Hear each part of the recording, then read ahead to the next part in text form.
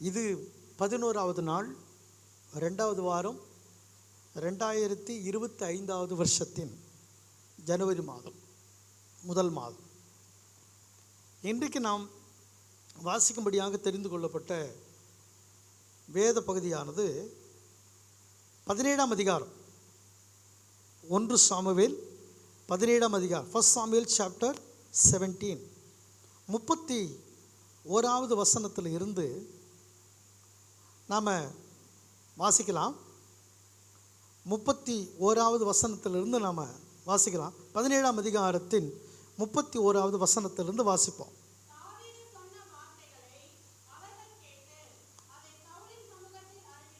இது ஒரு வார்த்தை. இரண்டாவது 17ஆம் அதிகாரத்தின் 8, 9, 10 வசனங்களை வாசிப்போம்.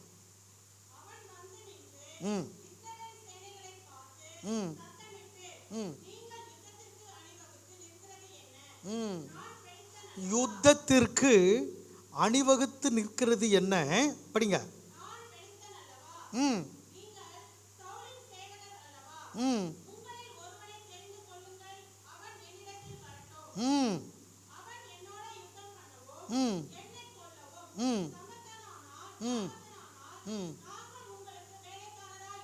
ஆமென்.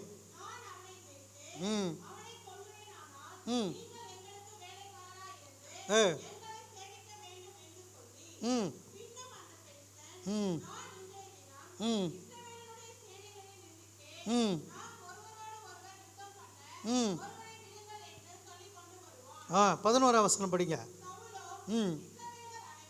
பாருங்க. 11ஆம் வசனத்தை பாருங்க. When Saul and all Israel heard these words of the Philistines, they were dismayed and greatly afraid. NIV அப்படி சொல்லுது, NIV பைபிள் அப்படி சொல்லுது. பெலிஸ்தன் சொல்றான், and the Philistines said, I defy the armies of Israel this day. Give me a man that we may fight together. பெரிய challenge இந்த இடத்துல. நான் உங்களுக்கு இதை எக்ஸ்பிளைன் பண்ண விரும்புகிறேன். உங்களுக்கு டைம் கிடைக்கும்போது நீங்கள் 17ஆம் அதிகாரத்தை படிங்க. 1 சாமுவேல் 17 படிங்க. Not now. இப்போ இஸ்ரேல் மக்கள் எல்லாம் ஒரு பக்கமும், பெலிஸ்த மக்கள் எல்லாம் ஒரு பக்கமும், இடையில ஒரு பெரிய பள்ளத்தாக்கு இருக்கிறது. இந்த ஸ்டோரியை நீங்கள் படிச்சிங்களா? பெலிஸ்த வீரன் ஜெயிண்ட், அவனை குறித்து நிறைய சொல்லப்பட்டது. 2 ஆள் உயரம் அவன் இருப்பான். நம்மளை மாதிரி இன்னொரு ஹைட் அவன், ஜெயிண்ட். அவன் அவ்வளோ பெரிய ஒரு நபர். அவன் என்ன நிந்திக்கிறான் அப்படின்னு சொல்லுது வசனம் அப்படின்னு பார்த்தீங்கன்னா, இஸ்ரவேலுடைய சேனைகளை ஞாபகப்படுத்திங்க. இன்னைக்கு எப்படி அமாஸ் இஸ்ரவேலுடைய ஆர்மி நிந்திக்கிறதோ, இதே சம்பவம் பைபிளில் நடந்திருக்கு. ஒரு அல்லேலூயா சொல்லுவோமா? The same thing has happened in the Bible. It was years and years ago. பல ஆயிரக்கணக்கான ஆண்டுகளுக்கு முன்னாடி. இன்னைக்கு எப்படி இஸ்ரவேலின் எதிர்ப்பாளர்கள் எல்லாம் நிந்திக்கிறார்களோ, கொல்ல துடிக்கிறார்களோ, தைரியம் இருந்தால் வாய்ந்து சொல்லுகிறார்களோ, இதே சம்பவம் தாவீது காலத்தில் அல்லது சவுல் அரசனாக இருக்கிற காலத்தில் நடந்தது. இப்பொழுது இருக்கிற மாதிரி பீரங்கிகளோ, பெரிய பெரிய ராக்கெட்டுகளோ, பாம்போ அல்லது எந்த விதமான போர் ஆயுதங்கள் இல்லாத காலகட்டங்கள் அது. இந்த மாதிரியான மனித தயாரிப்புகள் வந்ததில்லை. ஆனால் அவங்க வச்சுருந்தாங்க சில ஆயுதங்களை. கேடயம், பட்டயம், தலைசீரா, அந்த மாதிரி சிலதெல்லாம் வச்சுட்டு இருந்தாங்க. ஆனால் இப்பொழுது இருக்கிற நவீன உலகத்தில் இருப்பது போல் அது இல்லை. இப்போ இந்த பெலிஸ்தன் என்ன சவால் விடுகிறார் என்று பார்த்தீங்களா? அவன் என்ன சொல்கிறா? மறுபடியும் 11ஆம் வசனத்தில் 10ஆம் வசனத்தில் நீங்கள் படிக்கும்போது அவன் என்ன சொல்கிறான் பாருங்கள். உங்களில் ஒருவனை தெரிந்து கொண்டு என்னிடத்தில் அனுப்புங்கள். நாங்கள் 2 பேர் என்ன செய்கிறோம்? யுத்தம் பண்ணுகிறோம். யுத்தத்தில் உங்கள் ஆள் ஜெயித்தார்னா எங்கள் தேசத்துள்ள அத்தனை பேரும் உங்களுக்கு வேலைக்காரராக வந்து விடுகிறோம். எவ்வளோ பெரிய சேலஞ்சு பாருங்களேன். ஆனால் இந்த சேலஞ்சை, இந்த சவாலை ஏற்றுக்கொள்ளக்கூடிய நிலையில் சவுல் இல்லை. இப்போ படிக்கிறோம் 11ஆம் வசனத்தில், சவுல் இந்த வார்த்தைகளை, சவுலும் இஸ்ரவேல் மக்கள் இந்த வார்த்தைகளை கேட்டு என்ன செய்தார்களாம்? மிகவும் பயந்தார்கள். மிகவும் பயந்தார்கள். 11ஆம் வசனம் தமிழில் படிக்கிறோம். 11ஆம் வசனத்தில் படிக்கிறோம்.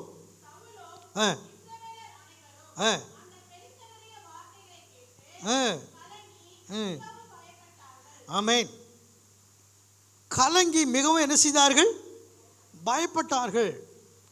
ஏங்க 8 அடியிலிருந்து கிட்டத்தட்ட 9 அடி, 9.2 அடி உயரம் கொண்ட ஒரு மனுஷன் வந்து நின்று யாராவது ஒருத்தர் வாங்கன்னு சொன்னால், இஸ்ரவேல் பக்கத்தில் ஒருத்தர் தான் இருக்கார். அவர் தான் சவுல். அவர் உயரமானவர். உயரமானவர் போய் உயரமானவரோட சண்டை போட்டிருக்கலாம். ஆனால் சவுல் வரவே இல்லை. அவர் சிப்பாய்களை தான் அனுப்புகிறார் இல்லையா? ஆமென். ஆனால் இந்த பெலிஸ்தன் கேட்பது ஒருவனை கேட்கிறார்.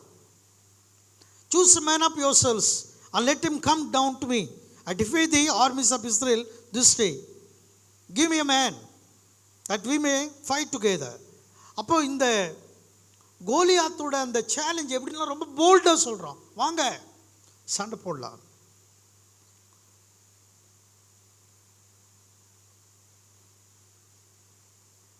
அப்போ இது என்னன்னா 2 ஆர்மிக்கும் ரெப்ரசன்டேட்டிவ். எப்படி வந்து ஒரு குத்து சண்டை நடக்கும்போது ஒரு ரெஃபரி இருப்பார், அது மாதிரி 2 ஆர்மிக்கும், இஸ்ரவேல் தேசத்தினுடைய ஆர்மி அவங்களுக்கு ஒரு ஆள், அது மாதிரி பெலிஸ்தனுக்கு ஒரு ஆள், 2 பேர் சண்டை போடலாம் வாங்க அப்படின்னு அவன் கூப்பிடுறான். இட் வாஸ் அ கிரேட் சேலஞ்சுங்க, ரொம்ப போல்டான சேலஞ்ச் அது.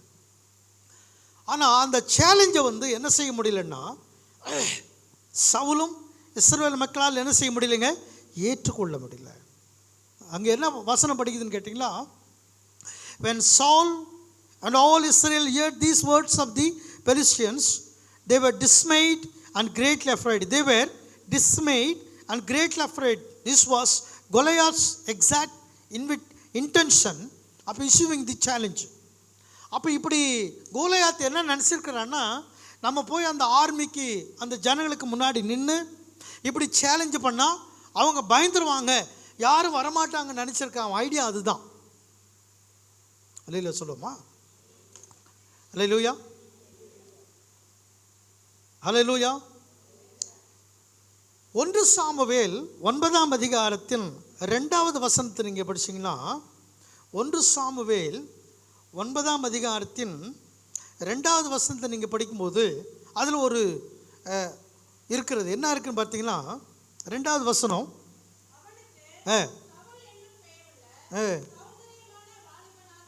சௌந்தரம் என்று சொன்ன handsome son whose name was Saul. படிங்க.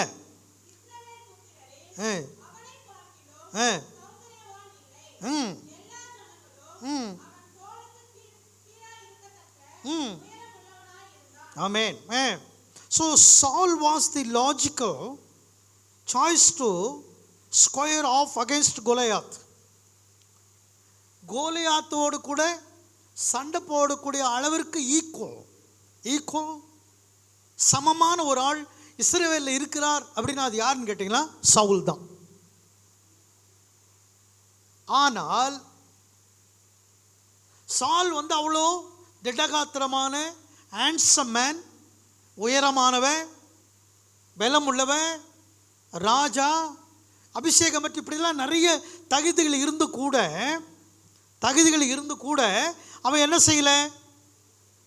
புரிய சொல்லுங்க, என்ன செய்யலை? அந்த ஆளு என்ன செய்யலைங்க? போருக்கு, யுத்தத்திற்கு வரவே இல்லை. நம்ம எல்லாமே எதிர்பார்த்துருப்பாங்க. ஒருவேளை அந்த ஆர்மி கூட எதிர்பார்த்துருக்கோம், நம்மெல்லாம் ரொம்ப குள்ளமாக இருக்கிறோம், கோலியாத்தோடு போய் சண்டை போட முடியாது, பலவீனமாக இருக்கிறோம், கோலியாத்தோடு போய் சண்டை போட முடியாது, சால் தான் ரொம்ப உயரமானவர், ஹேண்ட்ஸம் மேன், ரொம்ப பலசாலி, ராஜா, அபிஷேகம் பெற்றவர், போய் சண்டை போடுவார் அப்படின்னு ஒரு வேளை அந்த ஆர்மியில் உள்ளவங்களாம் கூட எக்ஸ்பெக்ட் பண்ணியிருப்பாங்க, எதிர்பார்த்துருப்பாங்க. ஆனால் என்ன செய்யலை? dismayed and greatly afraid as a battle loomed was Saul's statement. நம்ம என்ன படிக்கிறோம்னா, சவுலும் இஸ்ரவேலரும் என்ன செய்தார்களாம்? பயந்தார்கள். At one time he was known as a fierce and successful military leader. நீங்கள் ஒரு முறை அவன் எப்படி இருந்தாலும் படிங்க, 14ஆம் அதிகாரம் 1 சாமுவேல் 52ஆம் வசனத்தை படிச்சிங்கன்னா, இந்த சவுல் வந்து மிலிட்ரியில் ரொம்ப பெரிய ஒரு தைரியசாலி, பலசாலியாக இருந்திருக்கிறாருங்க. 14ஆம் அதிகாரம் 14 chapter 14 verse 52, 1 Samuel chapter 14 verse 52 படிக்கிறோம்.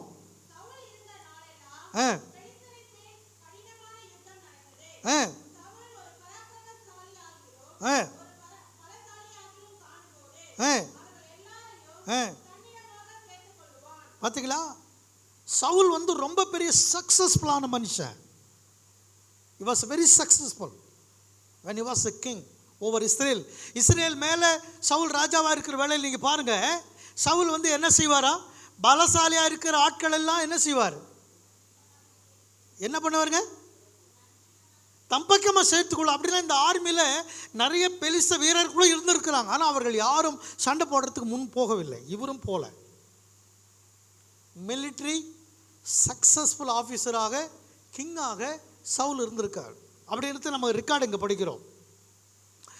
But that was before the spirit of the Lord departed from சால்.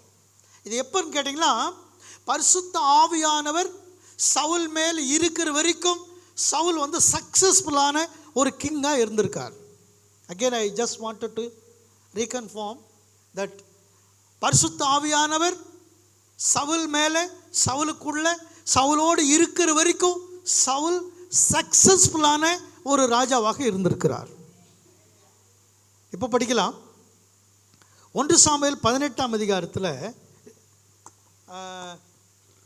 16ஆம் அதிகாரத்தில் 14வது வசனம் 16, 1 Samuel chapter 16 verse 14 பாருங்க. இப்போ என்ன படிக்கிறேன்னா, கர்த்தருடைய ஆவி, but the spirit of the Lord departed from Saul.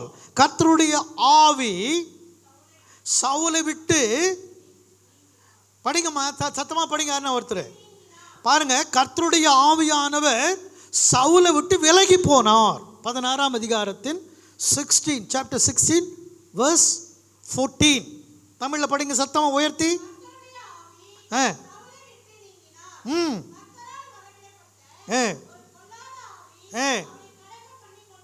பாருங்க, இஸ்ரவேலின் ராஜாவாகிய சவுல், கரங்களை சொல்லுவோம். இப்போ பைபிள் படிக்காதீங்க, வீட்டில் போய் படிங்க. Preaching time is not reading time. Reading time is not preaching time. Preaching time is to listen to the word of God. இந்திய விசுவாசிக்கு நீங்கள் சரியாக தெரிஞ்சுக்கணும். அதை பிரசங்கம் பண்ணும்போது பைபிள் திருப்பிக்கிட்டு இருந்தீங்களா, you lose the word of the Lord அந்த டீச்சிங்ஸ், இல்லையா? அது பண்ணக்கூடாது. பெரும்பாலும் என்ன பண்ணுங்க, வீட்டுக்கு போயிட்டு அதை படிங்க. சவுலை விட்டு பரிசுத்த ஆவியானவர் விலகி போனார். சவுலை விட்டு பரிசுத்த ஆவியானவர் விலகி போனார். சவுல் மேல் பரிசுத்த ஆவியானவர் இருக்கிற வரைக்கும் சவுலுக்கு எல்லாம் வெற்றியாய் ஜெயமாய் நடந்தது. பரிசுத்த ஆவியானவர் விலகி போனார். அந்த வசனத்தை நம்ம படிக்கிறோம். அந்த வசனத்தை தான் படிக்கிறோம். விலகி போனார்.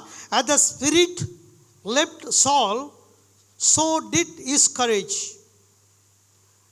இப்போ என்ன படிக்கிறோம்? தொடர்ந்து படிச்சிங்களா? 12வது வசனத்திலிருந்து 15ஆம் வசனம் வரைக்கும் படிக்கிறோம். 17ஆம் அதிகாரம் 12வது வசனத்திலிருந்து 15ஆம் வசனம் வரைக்கும். 12வது வசனம்,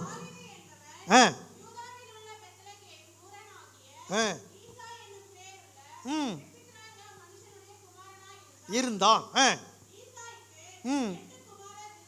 இருந்தார்கள்.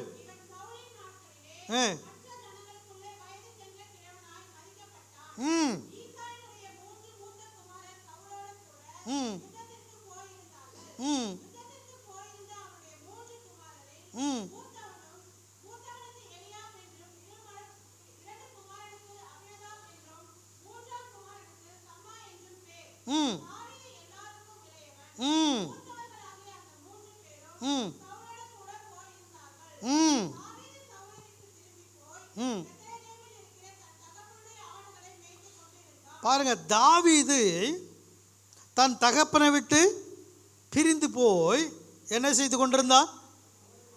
ஃபாதர்ஷிப். எந்த ஊர்லைங்களா? நல்லா கவனிப்போம். எந்த ஊரில்? கொஞ்சம் நாளுக்கு முன்னாடி தான் நம்ம பெத்லகேமை பற்றி படித்தோம். பெத்லகேம் ஊரை பற்றி படித்தோம். பெத்லகேம் ஊர் எதுக்கு பேர் பெற்றது? இயேசு பிறந்த ஊர். இப்போ தாவீது எந்த ஊரில் ஆடு மேய்ச்சிட்டு இருக்கிறாருங்க? பெத்லகேமில். Price the Lord. அல்லேலூயா சொல்லுவோமா? சரி, இப்போது இந்த தாவீது குறித்து நம்ம படிப்போம்னா சங்கீதத்தில் சொல்கிறாரு. 89ஆம் சங்கீதம் 27வது வசனத்தில், 89ஆம் சங்கீதம் 27வது வசனம், 89:27 சொல்கிறார். நீங்கள் படிச்சிங்களா? தாவீது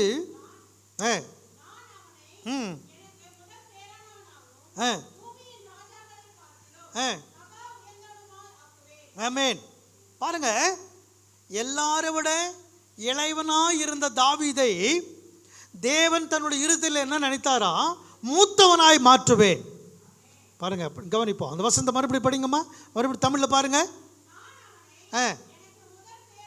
பார்த்தீங்களா? எனக்கு முதற் பேரானவனாக இங்கே எழுத்தின் பிரகாரம் தாவீது தான், ஆவின் பிரகாரம் கர்த்தராகிய இயேசு கிறிஸ்து. ரைட்?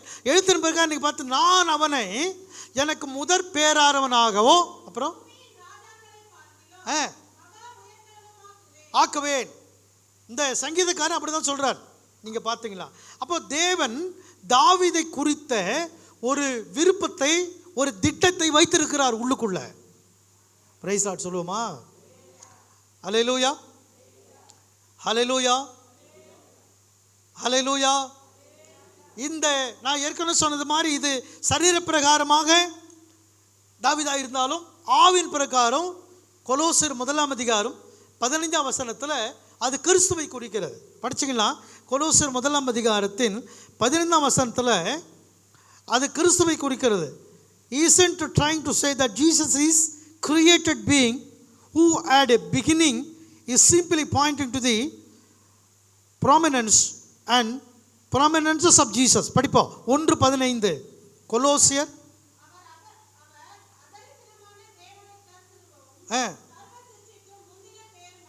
ஆமென்.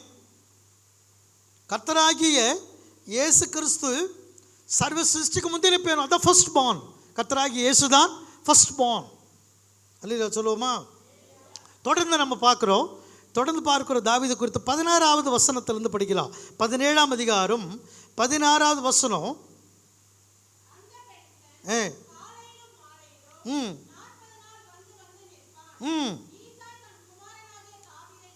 போதும்.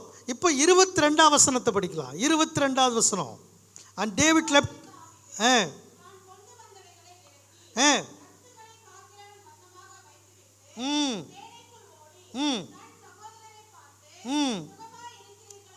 இப்போ தாவீது இந்த இளைவனாக இருக்கிறவனை குறித்து கொஞ்சம் கவனமாக பாருங்க. தாவீதை அவனுடைய தகப்பன் மிலிட்டரியில் இருக்கக்கூடிய தன் சகோதரனுக்கு ஆகாரத்தை கொண்டு போகும்படியாக அனுப்புகிறான். இப்போ தாவீது எங்கே வராரு பார்த்தீங்களா? போர் நடக்கூடிய இடத்திற்கு வரார். சரி, அங்கே தாவீது விசாரித்து பார்க்கும் பொழுது யாரை பற்றி சொல்லுகிறார்கள்?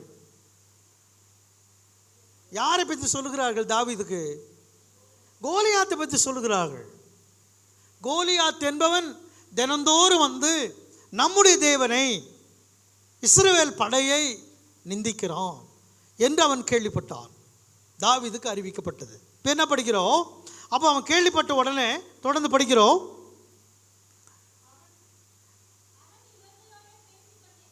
ம் ம் ம் ம் அதே வார்த்தைகளை அவன் சொல்லுகிறான். படிங்கம்மா. ம் இப்போ 28ஆம் வசனத்துக்கு வருவோம். 28வது வசனம். ம் ம் பாருங்க, இப்போ என்ன நடக்குதுன்னு கேட்டிங்கன்னா, தாவீது மிகுந்த கவனமாக இந்த இஸ்ரவேல் மக்களை தேவனை நிந்திக்கிற மனுஷன் யார் என்று விசாரித்து கொண்டிருக்கிற வேளையில் அவனுக்கு ஒரு சோர்வை ஏற்படுத்தக்கூடிய விதத்தில், அவனை பலவீனப்படுத்தக்கூடிய விதத்தில் அவனுடைய சகோதரர்கள் வந்து அவனை நிந்திக்கிறார்கள். என்ன சொல்லுகிறார்கள்? உனக்கு இங்கே என்ன வேலை? ஆடுகளை விட்டுட்டு உன் வேலை என்ன வேலை? ஆடுகளை மேய்க்கிற வேலை. யுத்தம் செய்யக்கூடிய இடத்துல உனக்கு என்ன வேலை? அப்படின்னா என்ன நினைக்கிறாங்கன்னா, நீ சின்ன பையன், உன் வேலை ஆடு மேய்க்கிற வேலை, உன்னால் இங்கே என்ன வேலை உனக்கு இருக்கு, நீ ஏன் இங்கே வந்து என்று அவனை கடிந்து கொள்கிறார்கள். ஆனால் நீங்கள் புரிந்து கொள்ளுங்கள், தாவீது என்கிற இந்த சிறுவன் யுத்தம் நடக்கிற இடத்திற்கு வருவதற்கு தேவன் ஒரு காரணத்தை, முகாந்தரத்தை வைத்திருந்தார்.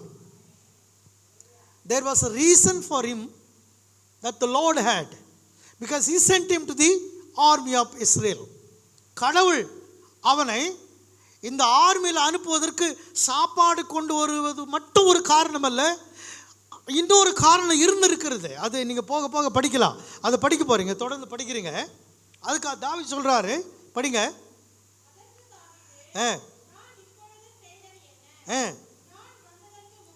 பார்த்தீங்களா, தாவீது சொல்கிறாரு, நான் வந்ததற்கு ஒரு காரணம் இருக்கிறது, என்னவென்றால் உங்களுக்கு ஆகாரத்தை கொண்டு வந்திருக்கிறேன். அது மட்டும்தான் தாவீதுக்கு தெரியும். ஆனால் what was the secret? Secret என்னன்னா, தேவன் தான் தாவீதை இந்த கேம்புக்கு அனுப்பியிருக்கிறார். He himself did not come to the camp.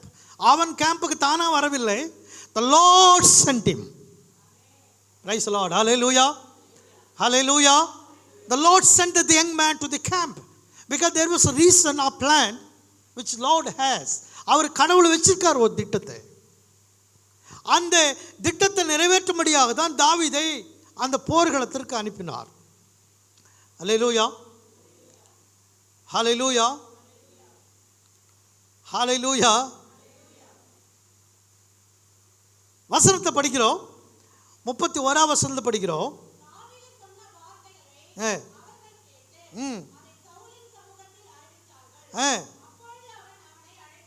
பாருங்க, David prepared to fight Goliath. David confident words become known to Saul. இப்போ இந்த தாவீது என்ன பேசுறாருன்னு பாருங்க. அதுக்கு முன்னாடி வசனங்களை படிச்சு பாருங்க. தாவீது என்ன பேசுறாரு, என்ன சொல்றாரு அவங்ககிட்ட, கோலியாத்தை குறித்து என்ன சொல்றாரு, படிங்க. ம் ம்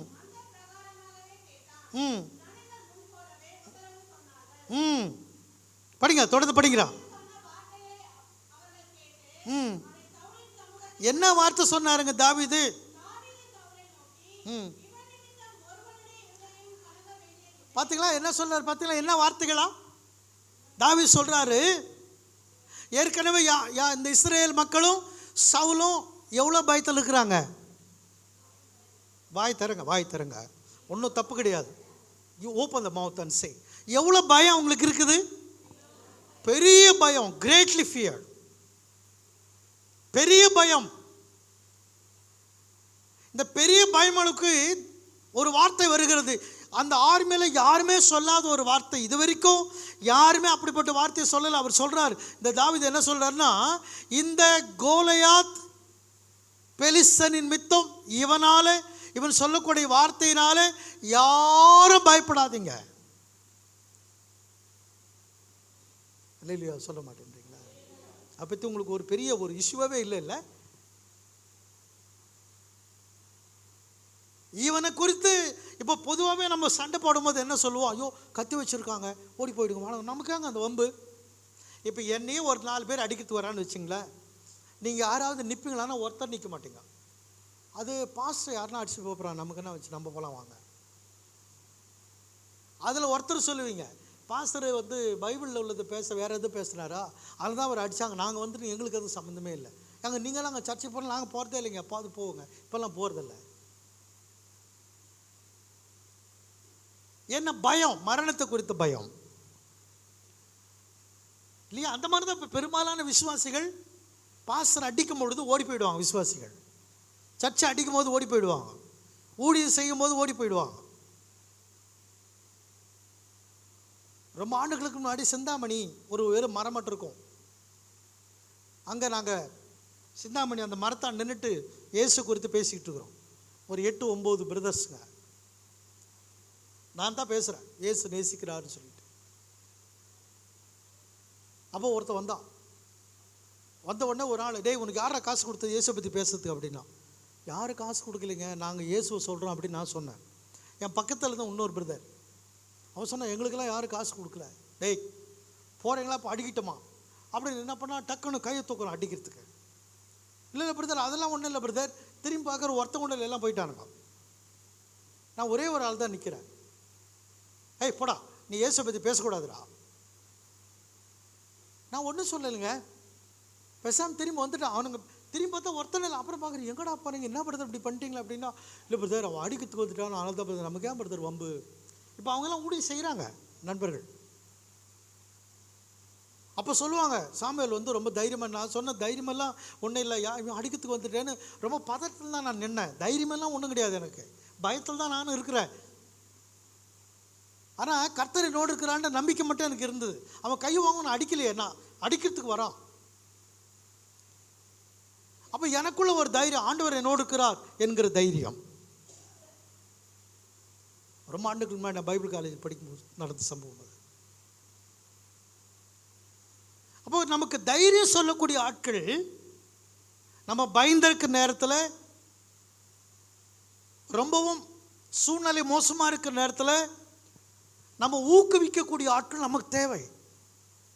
we need somebody to encourage us. we need somebody to நம்மளை என்கரேஜ் பண்ணுறதுக்கு ஒருத்தர் நமக்கு வேணும். the right person, சரியான ஒரு ஆள் நமக்கு வேணும். அந்த என்கரேஜ் இல்லைன்னு சொன்னால் நம்ம இன்னும் பயத்திலே செத்து போயிடுவோம். அல்லேலூயா. ஏசு சொன்னார், வருத்தப்பட்டு பாரம் சுமப்பவர்களே நீங்கள் எல்லா இடத்திலும் என்னிடத்தில் வாருங்கள் சொன்னார். வருத்தம் என்பது எவ்வளோ பெரிய பாரம் என்று சொன்னால் கணக்கில்லாத ஒரு பாரம். ஒரு சமயத்தில் பெலிஸ்தர்கள் தேவனுடைய உடன்படிக்கை பெட்டியை இஸ்ரவேல் மக்கள் அடித்து பெட்டி தூக்கிட்டு போயிட்டாங்க. அந்த செய்தியை ஏலி என்கிற ஆசானிக்கு அறிவிக்கிறார்கள். அந்த செய்தி கேட்ட உடனே ஏலி கீழே வந்து செத்து போயிட்டான். காரணம், அவ்வளோ பெரிய வருத்தமான செய்தி. இருதயத்தை கனப்படுத்தக்கூடியது, அதாவது கனத்த இருதயமாய் மாற வைக்கக்கூடியது, வருத்தத்தை கொண்டு வரக்கூடியது எதுன்னு கேட்டிங்கன்னா கவலைகள் தான், பயம்தான். இந்த பயமில்லாத ஒரு வாழ்க்கை நமக்கு வேணும்னா நம்ம ஊக்குவிக்கிற ஒருவருடைய வார்த்தைகளை நம்ம கேட்கணும். அதை கேட்க மறுப்பதனால்தான் பயம் அதிகமாகும். பயம் அதிகமாக அதிகமாக அதிகமாக ஆற்று வெடித்து செத்தே போயிடுவாங்க. அதனால்தான் தாவீது இஸ்ரவேல் மக்களுக்கு முழுவருக்கும் சொல்றார், இவனுடைய வார்த்தை கேட்டு யாரும் பயப்படாதிருங்கள். எவ்வளவு பெரிய வார்த்தை பாருங்க.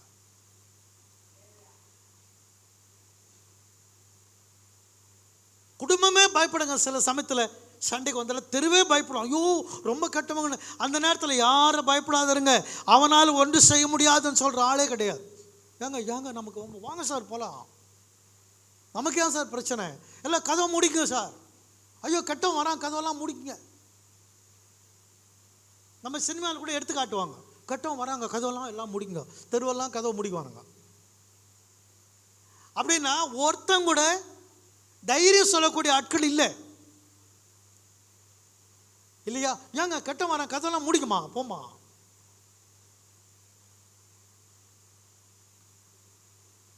அல்லேலூயா.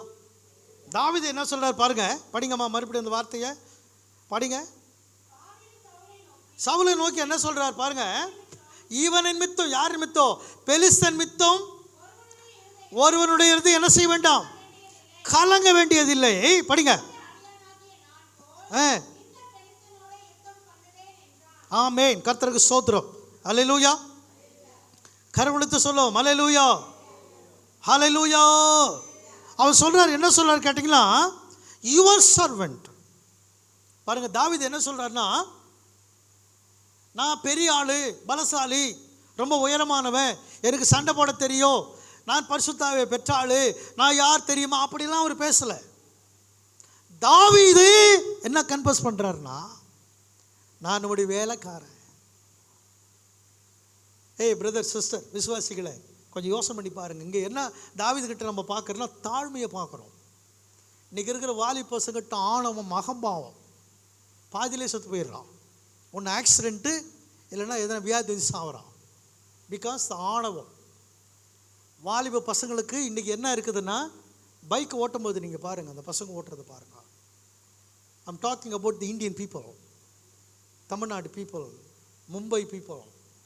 இந்தியாவில் பார்த்தீங்கன்னா வாலிப பசங்களுக்கு அவ்வளோ ஆணவம். பெரியவங்க வராங்க, சின்னவங்க வராங்க, இந்த பைக் வருது, அதெல்லாம் ஒன்றும் கிடையாது. அவன் மிஷத்துக்கும் முறுக்குறாங்க, ரேஸ் பைக் வச்சுக்கிட்டு. அகம்பாவம்.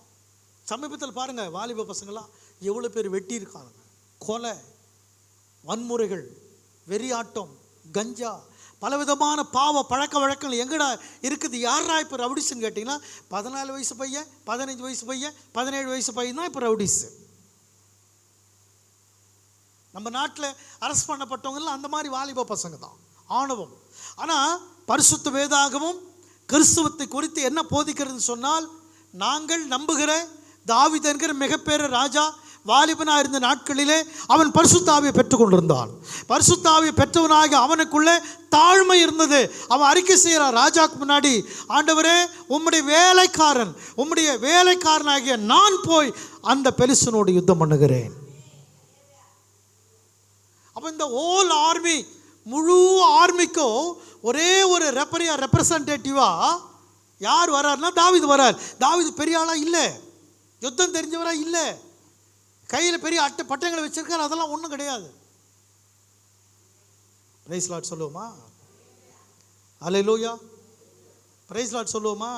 எப்படி தாவீது இப்படி பேச முடிகிறது? இந்த வசனத்தை பாருங்க. அப்போது 33ஆம் வசனத்தில் சொல்கிறாரு. 33ல் சவுல் சொல்கிறார் பாருங்க.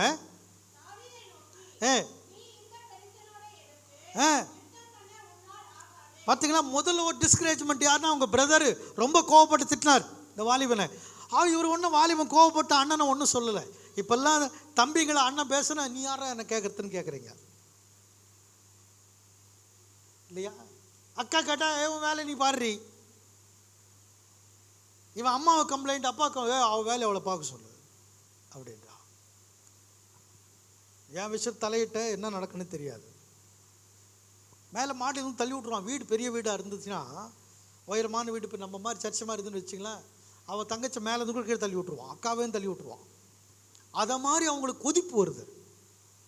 ஆனால் தாவீது எந்த கொதிப்பும் அடையில. அண்ணன் சொன்ன வார்த்தையை ஏற்றுக்கொண்டார். எனக்கு காரணம் இருக்குது இல்லையா நான் வர்றதுக்கு. இப்போ யார் சொல்கிறாருன்னா, தேசத்தின் ராஜாவை சொல்கிறார், தம்பி நீ சின்ன பையன், தம்பி உனக்கு யுத்தம் தெரியாது, தம்பி உங்கள்கிட்ட பட்டயம் இல்லை, நீ யுத்தத்தில் பழக்கப்பட்டவன இல்லை, யூ cannot do.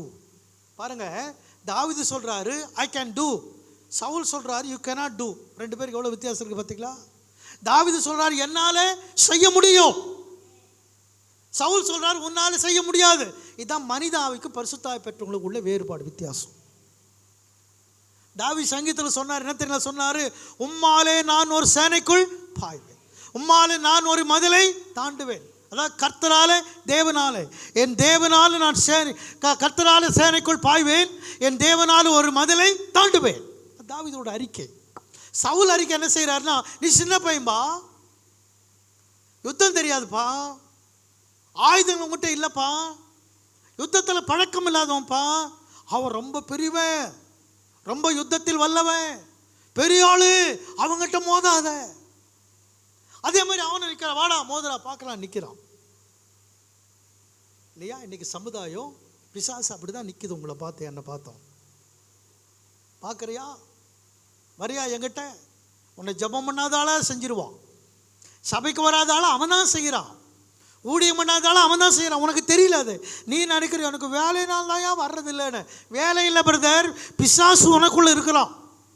நீ ரட்சிக்கப்படுறதுக்கு முன்னாடி உள்ளே இருப்பா, ரட்சிக்கப்பட்ட பிற்பாடு பிசாசு உள்ளே வருவான். நிறைய பைபிள் வசனம் இருக்குது அதுக்கு.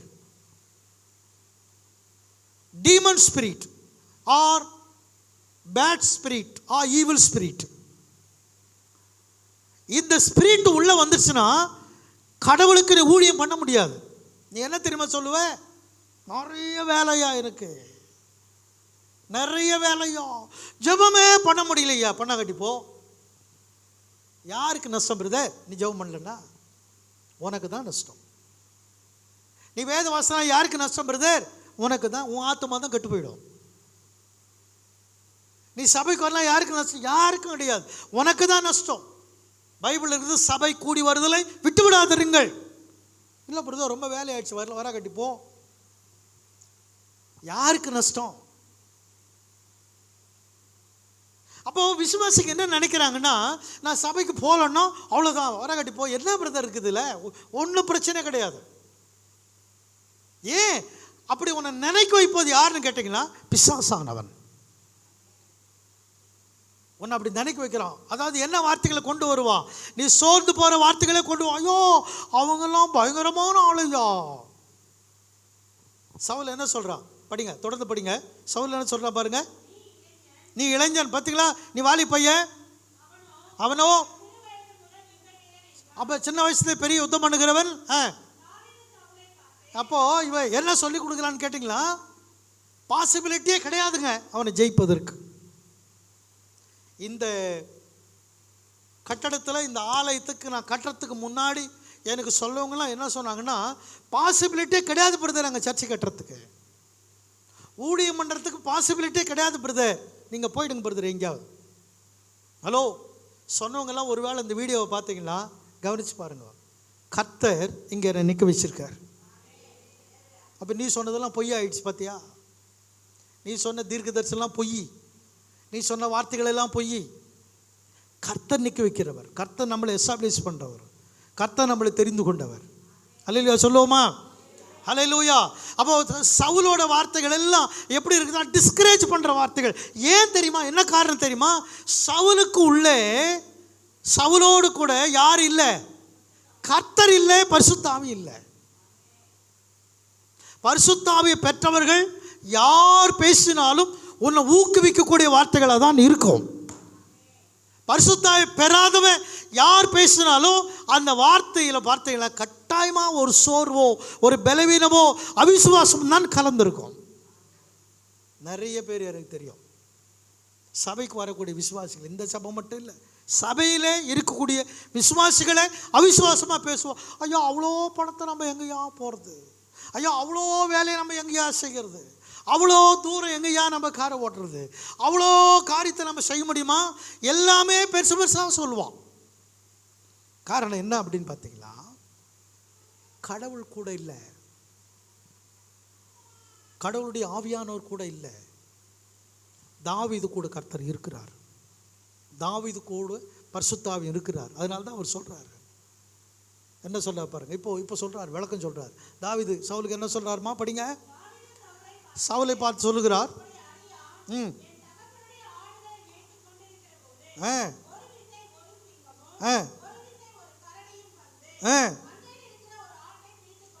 ஆமென்,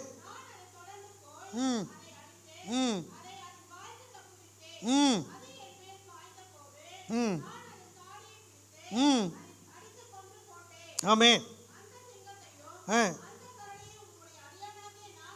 ஆமென். கரங்களை உயர்த்தி அல்லேலூயா சொல்லுவோம், கரங்களை உயர்த்தி அல்லேலூயா சொல்லுவோம்.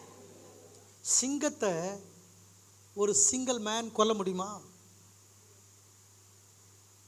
சிங்கத்தை ஒரு சிங்கிள் மேன் கொல்ல முடியுமா?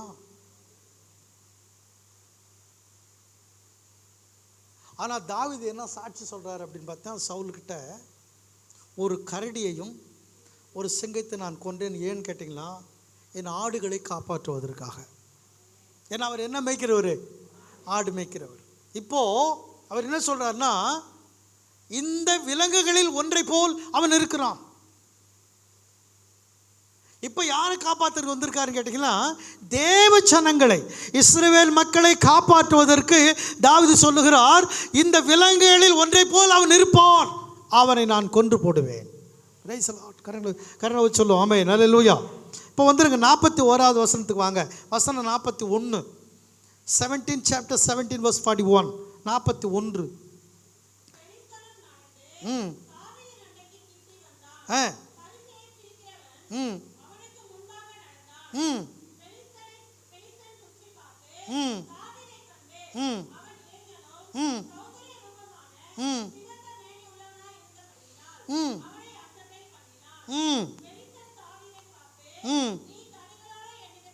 பாருங்க, இப்போ அசட்டை பண்றது யாருங்க? கோலியாத். 3 பேர் அசட்டை பண்றாங்க. சொந்த சகோதரன், தேசத்தின் ராஜா, அப்புறம் யுத்த வீரனாக 3 பேர் தாவீது அசட்டை பண்றாங்க. உன்னால முடியாதுப்பா, உனக்கு ஏண்டா இந்த வேலை? தேசத்தின் ராஜாவே சொல்றார். கூட இருக்கிறவங்களாம் என்ன சொல், ஐயா ராஜாவே சொல்லிட்டாருங்க, அப்புறம் நீ ஏன் தம்பி உனக்கு இந்த வேலை இல்லையா? நம்ம நாட்டின் முதலமைச்சர் ஒரு வார்த்தை சொல்லிட்டு நம்ம எல்லாரும் என்ன செய்வோம்? ஐயோ முதலமைச்சரே சொல்லிட்டாருங்க, நாம் ஏங்க அதெல்லாம் செய்யணும்? பயப்படும் இல்லையா? இப்போ தாவீது ராஜா வார்த்தையே கேட்கல. நான் என்ன விசுவாசிக்கிறேன்னா, தனக்குள்ளே இருக்கக்கூடிய பரிசுத்த ஆவியானவர் சொல்கிறத தாவீது கேட்டுக்கிட்டே இருக்கிறார். வெளியில் உள்ள ஆள் சொல்கிறது என்ன செய்யற அவர் காதில் கேட்கல. இப்போ இவனும் அசட்டை பண்ணுறான். சின்ன பையனாக இருக்கிற நீ, குட்டி பையன், சண்டை தெரியாத பையன், எங்கூடவா சண்டை போட வர? ரொம்ப அசட்டை பண்ணுறான். படிங்கம்மா, அப்புறம் படிக்கிறோம். அப்போ தடி எடுத்துட்டு வந்துருக்கான் போல இது, ஆடு மேய்க்கிற தடி, அப்புறம் கையில் வந்து ஒரு கவுன். இதில் போய் ஒரு யுத்த வீரனோடு சண்டை போட முடியுமா? பிரைஸ் லார்ட் சொல்லுவோமா? எப்படி இதில் பவுல் சொல்கிறார், ஒரு வசனத்தை ஞாபகப்படுத்தணும். என்ன சொல்கிறாருன்னா, ஞானிகளை வெட்கப்படுத்தும்படி தேவன் பேதைகளை தெரிந்து கொண்டாராம். பலவீனமானவனை ஏன் தெரிந்து கொண்டார்னா, பலமுள்ளவளை ஜெயிப்பதற்காக. நான் கூட தேவன் அறியாத காலத்தில், ரட்சிக்கப்படாத காலத்தில் எங்கள் அப்பா அம்மாலாம் சொல்லுவாங்க பயந்தாங்குழி அப்படி சொல்லுவாங்க. ஏன்னா இருட்டை பார்த்தா எனக்கு பயம், டெட் பாடி பணத்தை பார்த்தா பயம், நிறைய ஜனங்களை பார்த்தா எனக்கு பயம், பெரிய ஆள் ஹைட் வெயிட்டாக இருந்தால் பார்த்தா பயம், உயரமாக ஏறி போனால் பயம். ஆனால் நான் என்னைக்கு பரிசுத்த ஆவியானவரை பெற்றுக்கொண்டேனோ அன்றிலிருந்து எனக்கு அந்த பயம்னா எல்லாமே தெரியாமல் போயிடுச்சு. அப்போ தாவீதை பார்த்து கோலியாத் சொல்லுகிறா, என்னை குறித்து என்ன நினைக்கிறேன்? நான் நாயா தடி எடுத்துட்டு வந்தேன் என்னை அடிக்கிறதுக்கு? அப்படின்னா என்ன அர்த்தம்? யுத்த வீரன், பலசாலி, போரில் வந்து அதிக பயிற்சிகளை பெற்றவன். இவ்வளோ பெரிய ஆளை ஜெயிக்க முடியுமா? படிங்க, தாவீது சொல்ற, இவன் சொல்ற, கோலியாத் சொல்ற மாதிரி தாவீதை படிங்க.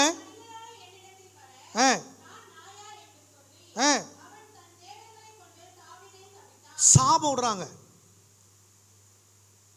சாபம் விடுறான். யாருங்க? நம்ம எதிராளி எப்பவுமே என்ன பண்ணுவான்? உங்கள் சொந்த பந்தம், உங்கள் எதிராளிங்க, தெருவில் உள்ளவன் உங்களை சாதாரணமாக திட்ட மாட்டான். அவன் நல்லாவே இருக்க மாட்டாங்க சார். வாங்கின படத்தில் இல்லைன்னு சொல்லிட்டான் சார், அவன் நல்லாவே இருக்க மாட்டான் சார். இப்படியெல்லாம் பண்ணிட்டான் சார், அவன் நல்லா இருக்க மாட்டான் சார். அவங்க பாருங்க சார், சீக்கிரம் போயிடுவான் சார், ஏதோ ஒன்று நடக்க போகுது சார். அந்த சாபத்தெல்லாம் நம்ம ஊரில் தான் பார்க்க முடியும். எத்தனையோ ஆயிரம் ஆண்டுகளுக்கு முன்னாடி சபித்த அந்த பெலிஸ்தருடைய சந்ததியெல்லாம் எங்கடா இருக்குதுன்னா இந்தியாவில் தான் இருக்குது. அல்லையில சொல்ல மாட்டேங்களே, இந்தியாவில் தான் இருக்குது. ஏன்னா சபிக்கிற கூட்டமாக ஆயிட்டான். பாஸ்டரை சபிக்கிறார், விசுவாசிகளும் சபிக்கிறான். அந்த பாஸ்டர் நல்லாவே இருக்க மாட்டார். இப்போ பைக் வாங்கியிருக்கிறாரு, பைக்கில் போகும்போது கீழே விழுந்து செத்துன்னா நாங்கள் அப்படி தான் செபிக்கிறோம் அப்படின்றான். கார் ஓட்டு போனால் ஆண்டவரே சோத்துறாப்பா, அந்த காரு சுக்குநூறா உடைந்து ஆண்டவரே பாஸ்டர் சாகட்டும் ஆண்டவரே. எல்லாம் என்ன ஆவி உள்ளே வந்துருச்சுன்னா, நமக்கு இந்திய கிறிஸ்தவங்க மேலே பெலிஸ்தனுடைய ஆவி உள்ளே வந்துருச்சு, சபிக்கிறான். பைபிளில் இருக்குது, நீ யாரும் சபிக்க கூடாதுன்னு இருக்குங்க. ஆசீர்வதிப்பதை ஒழிய சபிக்க கூடாது அப்படின்னு இருக்கு. அல்லேலூயா சொல்ல மாட்டேன்றீங்களா? அல்லேலூயா. படிக்க தொடர்ந்து படிக்கிறோம். இவன் சபிக்கிறான். படிங்கம்மா.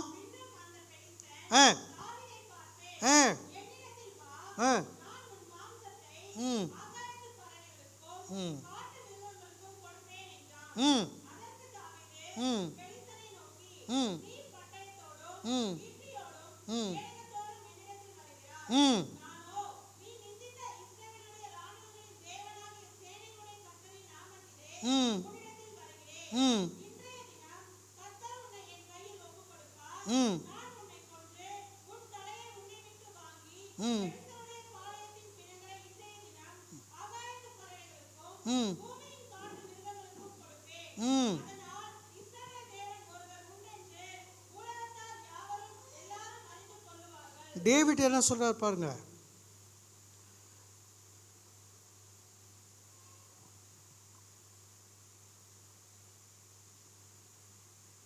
தாவீது சொல்லக்கூடிய வார்த்தைகளை கவனிச்சு பாருங்க.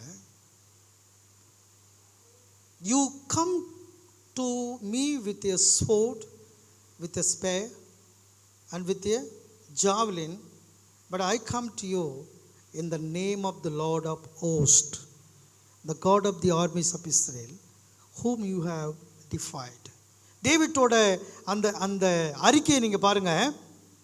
நான் கர்த்தருடைய நாமத்தில் வருகிறேன். நீ ஈட்டியை நம்புகிறாய், பட்டயத்தை நம்புகிறாய், உன் கையில் உள்ள வில்லை நம்புகிறாய். நானோ சேனைகளின் கர்த்தரை நம்புகிறேன். என்ன நம்பிக்கை பாருங்க. மாத்திரை நம்புறவங்க எல்லாம் இப்படி சொல்லுங்க, ஆண்டவரே கர்த்தரை நம்புகிறேன். மாத்திரை மட்டும்தான் இருக்கணும், மாத்திரை இல்லைன்னா போயிட்டு இருப்பேன் எப்பவும் நான் அப்படின்னு சொல்றவங்க எல்லாம் நீங்க உங்களை சரி பண்ணிக்கங்க. கர்த்தர் இல்லைன்னா போயிட்டு இருப்பேன்னு சொல்லுங்க, மாத்திரைன்னு சொல்லக்கூடாது. மாத்திரைன்னா ஏமாத்திரன்னு அர்த்தம். கர்த்தர்ன்னு சொன்னால் நம்பர்னு அர்த்தம். இல்லையா சொல்லுங்களேன்? ஆமாம். நான் கர்த்தர் இல்லைன்னா, கர்த்தர் மாத்திரம் இல்லை என்று சொன்னால் எப்போ போயிருப்பேன் அப்படின்னு சொல்லுங்க. ஆமென். ஏன்னா அவர் சொல்றாரு, தாவீது சொல்லும்போது சங்கீதத்தில், கர்த்தருடைய நாமம் பலத்த துருகம், அதற்குள்ளே நீதிமான் ஓடி எப்படி இருப்பானா. இப்போ எப்படி ஒரு பெரிய கோலியாத்துக்கு முன்னாடி தாவீது நிற்கும் பொழுது ஆரோக்கியமாக இருக்குமா மனசு? எப்படி இருக்கும்? இஸ்ரவேல் மக்களே பயந்தாங்க, சவுலே பயந்தாங்கன்னா, அப்போ தாவீதோட இருந்து இவ்வளோ பெரிய ஆளுக்கு முன்னாடி நிற்கும் போது எப்படி இருக்கும்? எப்படி இருக்கணும், பயந்து இருக்கணும். ஆனால் அவர் என்ன சொல்றாருன்னா, இல்லை, ஏன்னா நீதிமான், கர்த்தருக்கு பயந்தவன், பரிசுத்த ஆவியை பெற்றவன், மலையே இருந்தாலும் அதை பார்த்து அவன் பயப்பட மாட்டான். கர்த்தருக்கு ஸ்தோத்திரம் ஆண்டவரே அப்படின்னு சுகமாக இருப்பானோ. என்ன, அவருடைய நாமம் தான் இவனுக்கு கொடை. எவ்வளோ பெரிய பிரச்சனை வந்தாலும் பயப்படாது இருக்க நம்ம கற்றுக்கொள்ள வேண்டுமானால் பரிசுத்த ஆவியானுடைய உதவி நமக்கு தேவை. பிரதர், பரிசுத்த ஆவியான வசனமாக இருக்கிறாரு பிரதர் அப்படின்னு கள்ள உபதேசம் பண்ணுறதை நம்பிட்டேன்னா உன்னுடைய வாழ்க்கையில் பயத்திலேயே போயிட வேண்டியதான். பரிசுத்த ஆவியான் உனக்குள்ள வருவதை நீ உணரணும். அது பர்னபாஸ் உணரணும் அவசியம் கிடையாது. You should feel, you should recognize, you should understand. Yes, the Holy Spirit is in me, within me. The Holy Spirit is leading me, guiding me, teaching me, comforting me. You should know that. உனக்கு தெரியணும். அதான் கடந்த வாரத்தில் பார்த்தோம். வரங்களை குறித்து நீ அறியாதற்கு எனக்கு மனதில்லை. பரிசுத்த ஆவியான வரங்களை கொடுக்கிறவர் அவர் இல்லை. ஐயா எப்போ ஞானஸ்தானம் பற்றி அப்போ வந்துடாரியா? என்னையா அடையாளம் வந்ததுக்கு? கள்ள உபதேசியார்களே, என்ன அடையாளம்? பரிசுத்த ஆவி உனக்குள்ளே இருக்கிறார் என்பதற்கு என்ன அடையாளம்? ஆக பரிசுத்த ஆவியானவர் தாவீதுக்குள்ளே இருந்தபடினாலே கர்த்தருடைய நாமத்தை தைரியமாக சொல்லுகிறார். நான் கர்த்தருடைய நாமத்தில் யுத்தத்திற்கு வந்திருக்கிறேன். யுத்தம் நான் செய்ய போவதில்லை, கர்த்தர் உன்னோடு யுத்தம் பண்ண போகிறார்.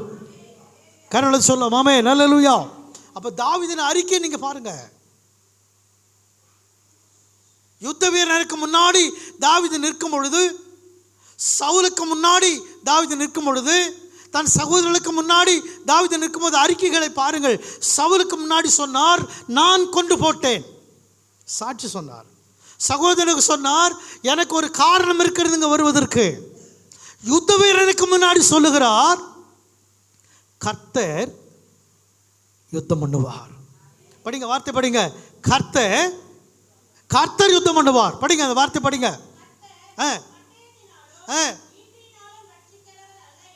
ஆமென். அறிந்து கொள்ளும் கர்த்தருடையது. கரங்களை வச்சு சொல்லுங்க, ஆமென். யுத்தம், சண்டை, போர் இவைகளெல்லாம் கர்த்தருக்கு சொந்தமானது. கரங்களை வச்சு சொல்லுங்க, ஆமென்.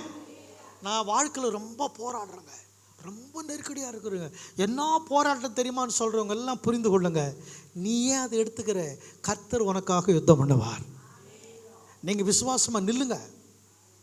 அதுதான் மோசே இஸ்ரவேல் மக்களுக்கு சொன்னார். இன்றைக்கு நீங்கள் நின்று கொண்டு சும்மா இருங்க, வேடிக்கை பாருங்க, உங்களுக்காக யுத்தம் பண்ணுகிறவர் கர்த்தர். ஹல்லேலூயா, ஹல்லேலூயா.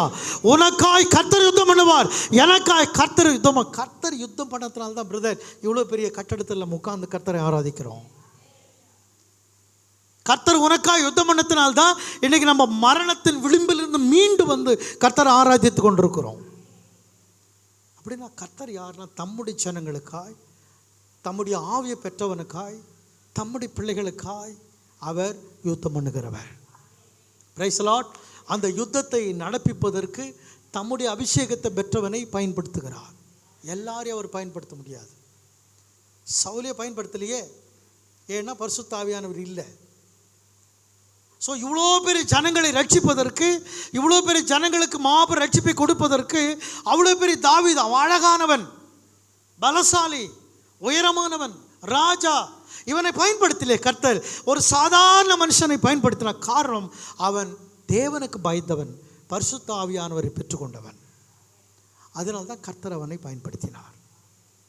எனக்கு அன்பான கர்த்தருடைய பிள்ளைகளை, கர்த்தர் உன்னை பயன்படுத்தணும், கர்த்தர் உனக்காக யுத்தம் பண்ணணும் அப்படின்னு சொன்னால், பரிசுத்த ஆவியானுடைய அந்த அபிஷேகம் ரொம்ப முக்கியம். கீழ்ப்படிதல் ரொம்ப முக்கியம். நம்ம ரெகக்னைஸ் பண்ணணும், அறிக்கை செய்யணும். ஆமாம் ஆண்டவரே, எனக்குள்ளே நீங்கள் இருக்கிறீங்க. அது எந்த அளவுக்கு தாவீது நம்பி இருந்தால், அந்த கான்ஃபிடென்ட் அவருக்குள்ளே இருந்தால், அந்த விசுவாசம் அவருக்குள்ளே இருந்தால், ஆனால் அந்த அதிகாரம் முழுது விசுவாசத்தை பற்றி நான் பார்க்க முடியல, ஆனால் அவருக்குள்ளே இருந்திருக்கிறது விசுவாசம். என்ன சொல்கிறாருன்னா, இன்றைக்கு கர்த்தர் உன்னை என் கையில் ஒப்பு கொடுப்பார், யுத்தம் கர்த்தருடையது. பிரைஸ் தி லார்ட், ஹல்லேலூயா. எப்படி இவரால் இது சொல்ல முடிந்தது என்று சொன்னால், அவர் எவ்வளோ அவருக்குள்ளே இருக்கக்கூடிய ஆவியானவர் அவரை போதித்திருப்பார் என்று பாருங்கள். ஆக இந்த காலவேளையில் கர்த்தருடைய ஜனங்களாகிய நீங்கள், உங்களுக்கு விரோதமாக வரக்கூடிய எதிர்ப்பு, நிறைய பேர் 2025 இவ்வளோ பெரிய வியாதி வருது, இவ்வளோ பெரிய வறுமை வரப்போகுது, இவ்வளோ பெரிய பிரச்சனை வரப்போகுதுன்னு பயமுறுத்திக்கிட்டு இருக்கிறாங்க. ஆனால் நமக்கு பரிசுத்த வேதாகமும் பரிசுத்த ஆவியானவர் சொல்லுகிறார், யுத்தம் கர்த்தருடையது. அது ஏதாவது வரட்டும், எது வந்தாலும் சரி, கர்த்தர் உங்களுக்காக யுத்தம் பண்ணுவார், எனக்காக யுத்தம் பண்ணுவார். அல்லேலூயா. யுத்தம் கர்த்தருடையது. எழுந்து நிற்போம், கர்த்தர் நோக்கி நாம் ஜெபிக்கலாம். Price the Lord. Hallelujah, hallelujah, hallelujah, hallelujah, hallelujah, hallelujah.